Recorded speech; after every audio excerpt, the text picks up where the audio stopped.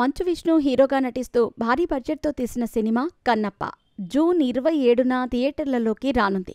ఈ క్రమంలోనే ప్రమోషన్లు మొదలుపెట్టిన విష్ణు తాజాగా ఓ పాడ్కాస్ట్లో మాట్లాడుతూ తన కుటుంబం విషయాలు, ప్రభాస్తో బాండింగ్ గురించి ఆసక్తికర వ్యాఖ్యలు చేశాడు.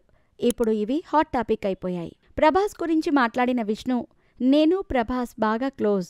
అతడు ఎంత గొప్ప నటుడో అతడికి కూడా తెలియదు. ప్రభాస్లా చాలా తక్కువ మంది ఉంటారు.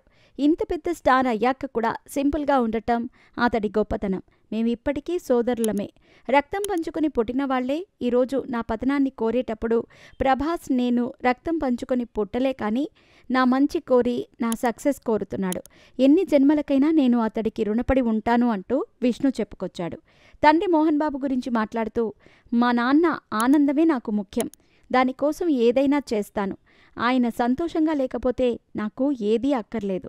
ఆయనకు చెడ్డ పేరు తీసుకొచ్చిన రోజు నేను బ్రతికున్నా చచ్చినట్టే. ఆ రోజు ఎప్పటికీ తీసుకురాను.